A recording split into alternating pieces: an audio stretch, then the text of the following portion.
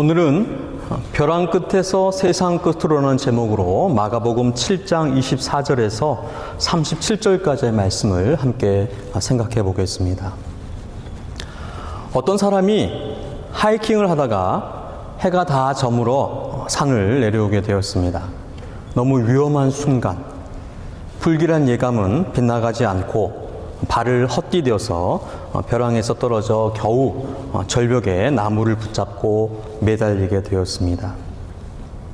교회에 열심히 다니던 이 사람은 하나님을 찾고 기도했습니다.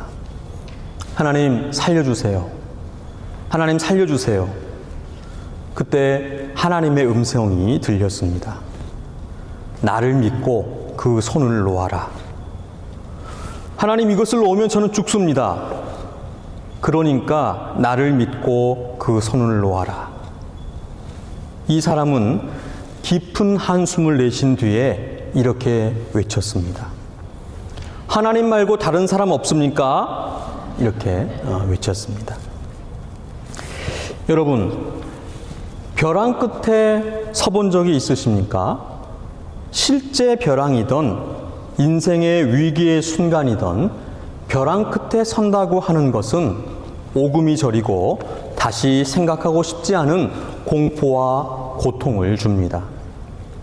오늘 말씀에 인생의 벼랑 끝에 선 두 사람이 등장합니다. 한 명은 수로보니게 여인이고 다른 한 명은 귀먹고 말 더듬는 사람입니다. 오늘 이 두 사람을 통하여 우리 예수님의 그 권능과 사랑, 품으신 뜻과 소원을 함께 살펴보기를 원합니다. 지난주일에 살펴본 유대 지도자들, 바리새인과 서기관들과의 손을 씻는 정결례에 대한 논쟁이 있은 후에 예수님께서는 두로 지방으로 가셨습니다. 두로는 현재 레바논의 항구 도시 티레입니다. 예루살렘에서 북서쪽에, 그리고 시돈에서는 남쪽으로 약 25마일 정도 떨어져 있는 고대 페니키아, 베니게의 주요한 항구 도시였습니다. 솔로몬 왕 때에는 성전을 지을 때 백향목과 목수들을 보내주었던 그러한 곳입니다. 북이스라엘의 왕 아합의 아내 이세벨이 두로 시돈의 왕 엣 바알의 딸로 바알과 아세라 우상을 들여온 그러한 곳입니다. 예수님 당시에는 로마의 통치하에 시리아 지역 베니게 족속이 살았다. 그래서 오늘 본문에 수로보니게라고 하는 말은 시리아 지역 베니게 족속의 여자이다라고 뜻하는 것입니다. 예수님께서 두로 지방으로 가셔서 한 집에 들어가 아무도 모르게 하시려 하셨습니다. 오병이어의 기적 이후에 사람들이 예수님을 왕으로 세우고자 해서 더욱 나타내지 않으려고 조심하셨던 것입니다. 하지만 숨길 수가 없었습니다. 숨길 수가 없는 그 예수님의 모습을 마가는 이렇게 기록을 했던 것입니다. 그리고 잠시 후 살펴볼 데가볼리 지방의 갈릴리 호수에서 귀먹고 말 더듬는 사람을 고칠 때에도 예수님께서는 아무에게도 말하지 말라고 경고하셨습니다. 하지만 경고하실수록 그들이 더욱 널리 전파했다, 이렇게 기록합니다.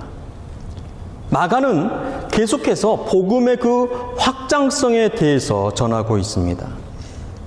예수님께서는 아직 때가 이르지 않았기에 귀신들에게도 또 사람들에게도 자신을 드러내지 못하도록 하셨습니다.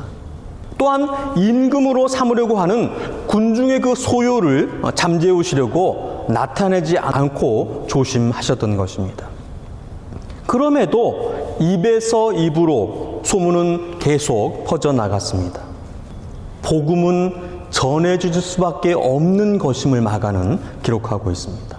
하나님의 나라는 확장되어질 수밖에 없다, 이것을 마가는 전하고 있습니다.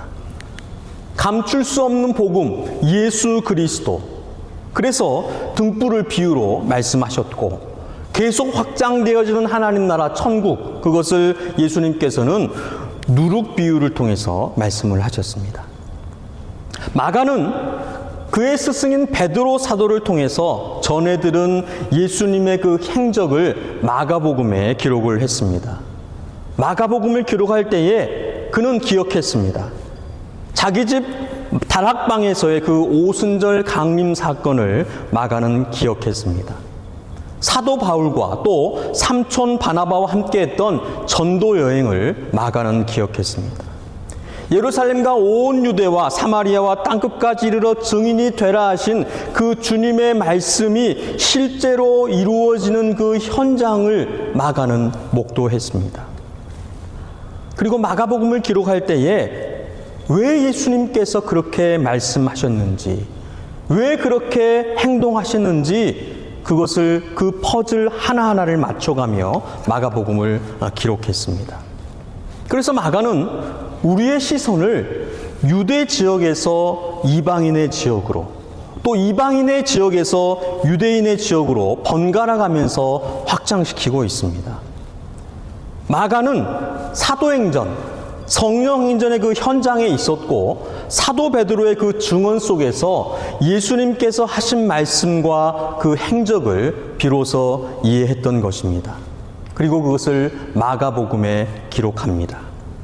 가버나움에서 거라사 지방으로, 거라사 지방에서 갈릴리 나사렛으로, 벳세다로 게네사렛으로, 두로와 시돈으로, 다시 데가볼리 지역으로 유대인과 이방인 지역에서의 그 사역을 기록함으로써 예수님의 그 복음 전파의 방향성과 그 확장성을 전했던 것입니다. 예수님께서는 유대인에게만이 아니라 이방인들, 땅끝까지 전 세계, 전 인류를 향한 구원의 계획을 가지고 계셨습니다. 유대인들, 바리새인들과 서기관들과의 그 정결 논쟁 이후에 두로와 시돈, 이방인의 땅으로 예수님께서 가셨습니다.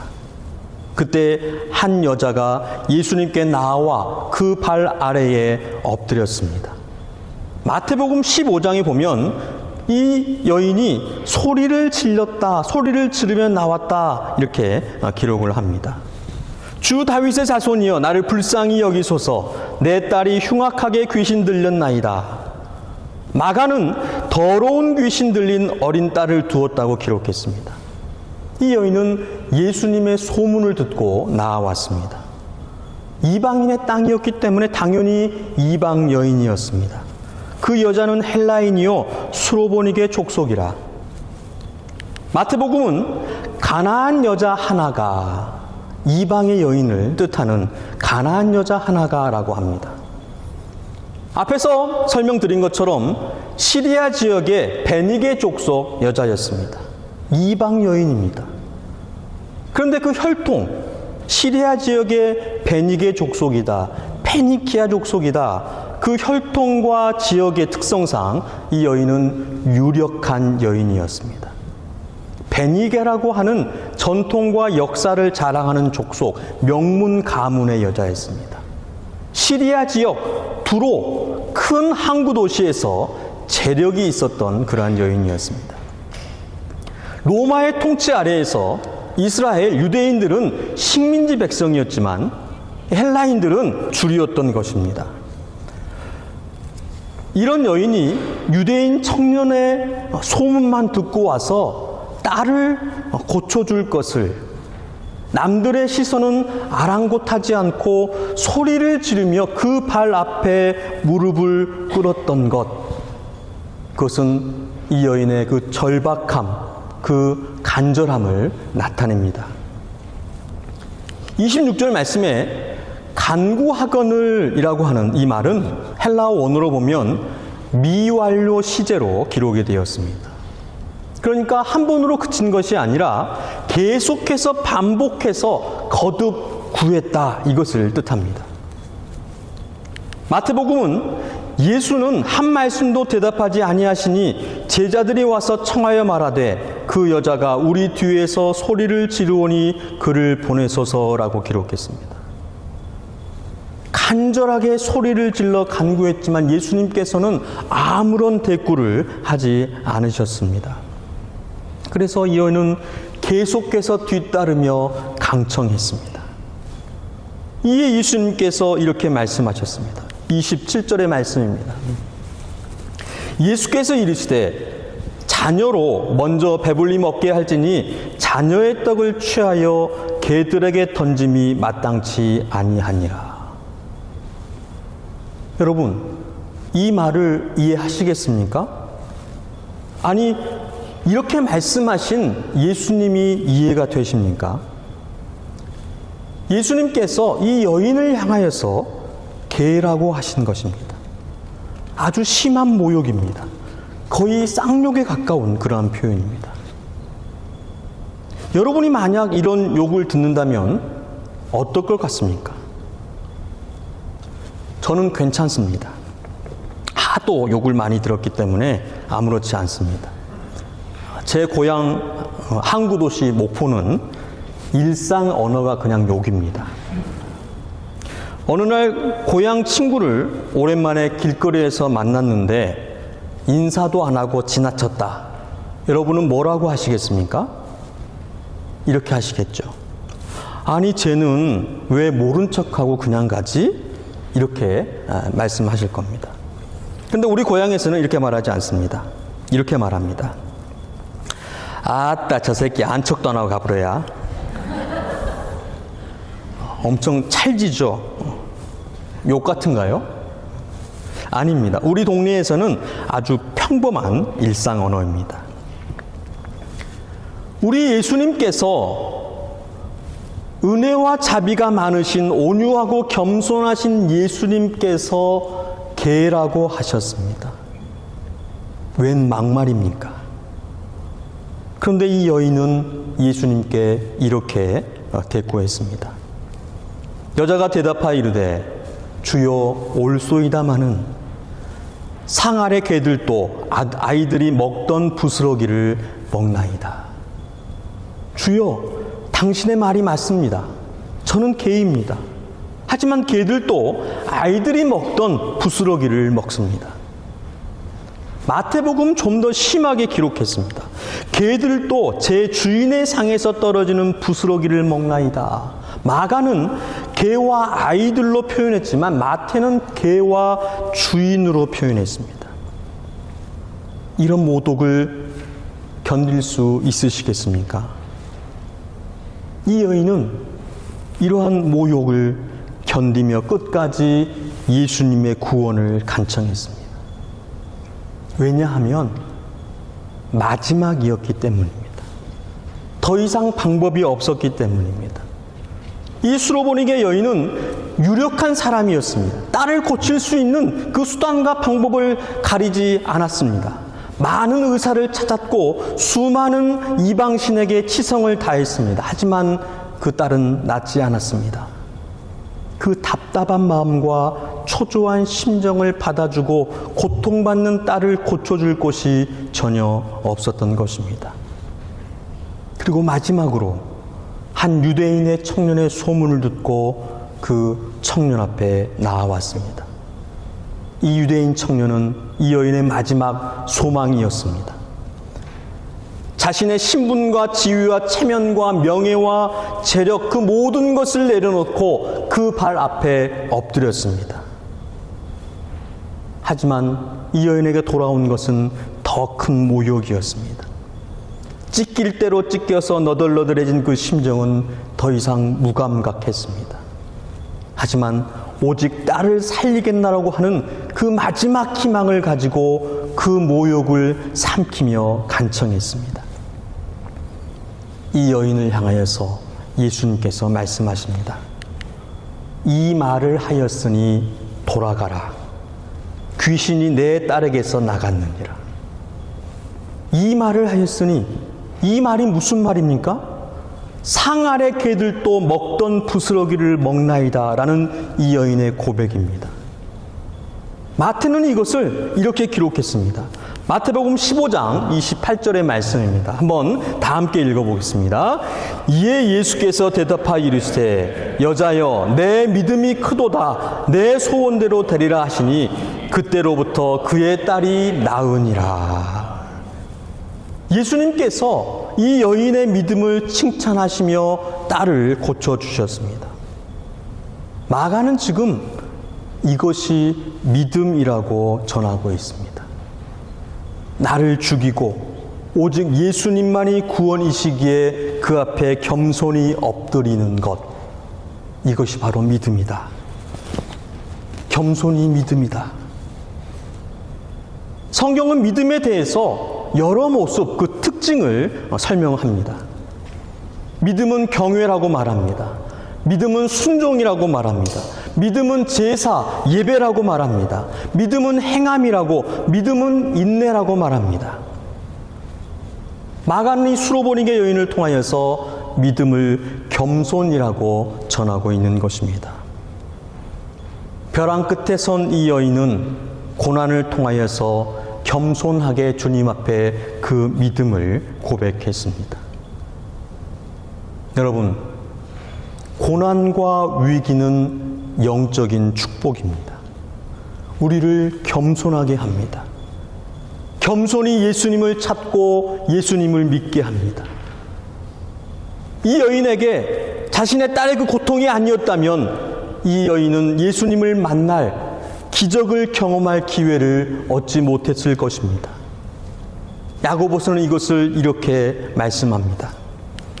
내 형제들아, 너희가 여러 가지 시험을 당하거든 온전히 기쁘게 여기라. 이는 너희 믿음의 시련이 인내를 만들어내는 줄 너희가 알미라. 인내를 온전히 이루라. 이는 너희로 온전하고 구비하여 조금도 부족함이 없게 하려 함이라. 여러분, 고난과 위기를 하나님의 축복의 기회로 삼고 복되고 지혜롭게 그 축복을 누리시는 믿음의 성도들이 되시기를 간절히 소원합니다. 믿음의 시련 가운데 인내를 온전히 이루어 온전하고 참된 그리스도인들이 되시기를 간절히 소원합니다. 근데 마가가 의도했던 것은 이것으로 그치는 것이 아니었습니다. 여러분들, 제가 앞에서 계속 설명해 오면서 마가복음에 대한, 마가복음의 주제가 무엇인지 기억나십니까? 마가복음의 주제, 바로 고난받기 위해 종으로 오신 예수님입니다. 겸손하신 예수님. 마가는 이 수로보니게 여인을 통해서 예수님의 그 모습, 겸손하신 종 예수님을 투영하고 있습니다. 십자가에서 모진 수욕을 다 견디시고 인류의 구원을 이루시는 그 예수님, 죄와 사망의 권세에서 우리를 구원하시고 자유케 하시는 그 예수님, 그 예수님을 전하고자 했던 것입니다. 이제 우리가 겸손해야 할 이유가 분명해졌습니다. 겸손이 믿음이기 때문입니다. 예수님께서 겸손하셨기 때문입니다. 우리의 믿음이 진짜인 것을 어떻게 나타내시겠습니까? 바로 겸손입니다. 우리가 진짜 그리스도인인 것을 어떻게 나타내시겠습니까? 바로 겸손입니다. 겸손한 여러분 되시기를 간절히 소원합니다. 이제 두 번째 벼랑 끝에 선 사람을 살펴보겠습니다. 예수님께서 수로보니게 여인의 딸을 고쳐주시고 시돈을 지나 데가볼리 지방을 통하여서 갈릴리 호수에 이르셨습니다. 갈릴리 호수 동편 데가볼리 지방, 어느 해변이었습니다. 이 지역은 예전에 군대 귀신을 내쫓으신 그 거라사, 가다라 지방과 같은 지역이었던 것 같습니다. 그곳에서 사람들이 귀먹고 말 더듬는 사람을 예수님께 데려왔습니다. 마태복음은 큰 무리가 다리 저는 사람과 장애인과 맹인과 말 못하는 사람과 기타 여러 사람을 데리고 와서 예수의 발 앞에 앉히매 많은 장애 있는 많은 사람들이 예수님께 왔다고 했습니다. 그런데 마가는 귀먹고 말 더듬는 한 사람만을 기록했습니다. 마가는 전하고자 하는 그 무엇인가가 있었던 것입니다. 듣지도 못하고 말도 제대로 하지 못하는 사람. 여러분들, 일반적으로 농아인이다. 농아인들은 듣지 못하는 청각 장애 때문에 말을 제대로 배우지 못해서 언어 장애를 갖게 됩니다.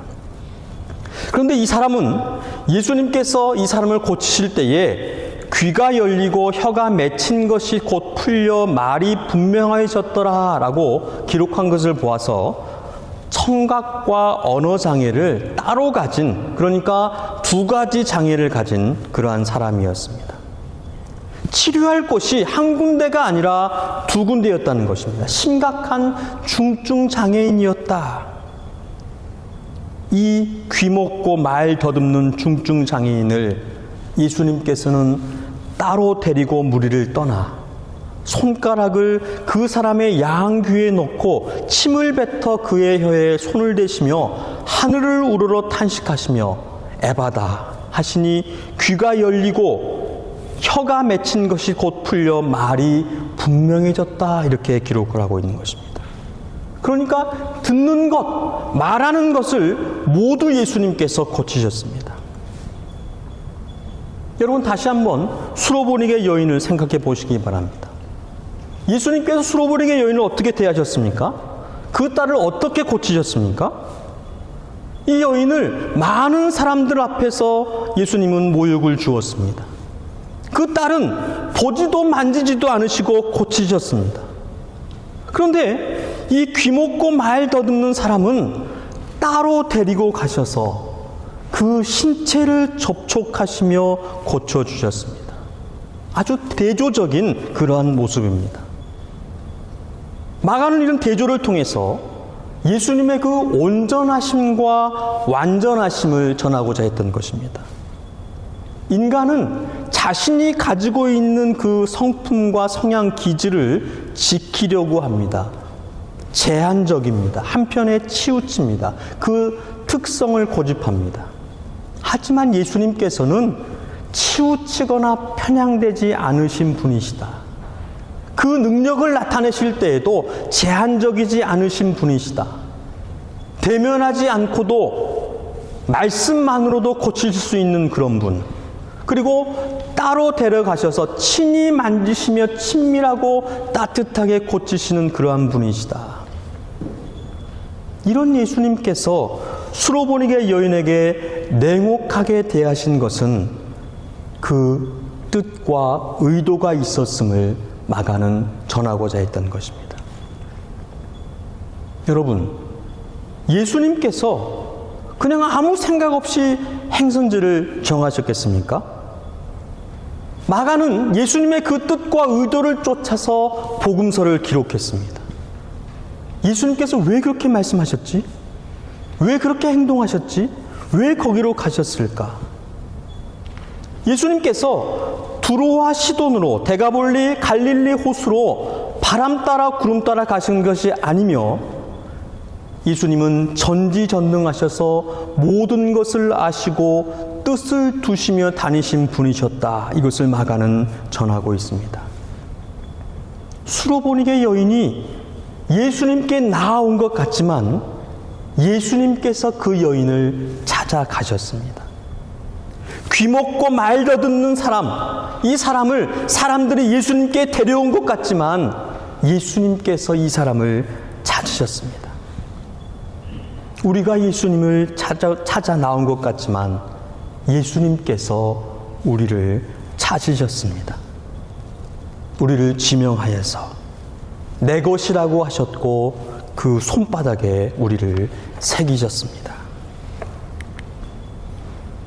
하나님께서 사랑하셔서 택하시고 지명하여 부르신 여러분, 우리 예수님께서 벼랑 끝에 선 두 사람을 구원하셨습니다. 절체절명의 순간 더 이상 소망을 둘 곳이 없는, 예수님이 아니고서는 고침받을 수 없는 그러한 사람들이었습니다. 예수님께서 그들을 찾아가셨습니다. 수로보니게 여인에게 냉혹하게 대하셨지만 겸손한 믿음의 고백을 이끌어내셨고 그 믿음을 칭찬하시며 딸을 보시지도 않고 말씀으로 고치셨습니다.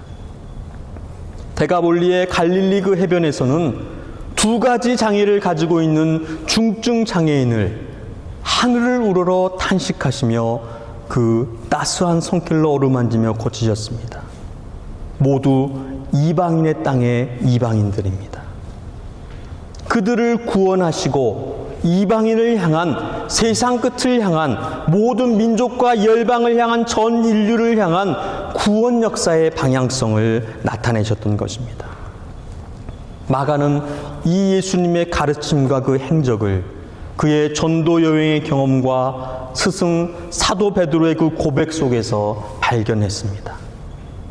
벼랑 끝에서 세상 끝으로 구원의 손길을 베푸시는 그 예수님을 전하고자 했던 것입니다. 예수님께서는 그 손길을 지금도 우리를 향하고 또한 세상을 향하여서 펼치고 계십니다.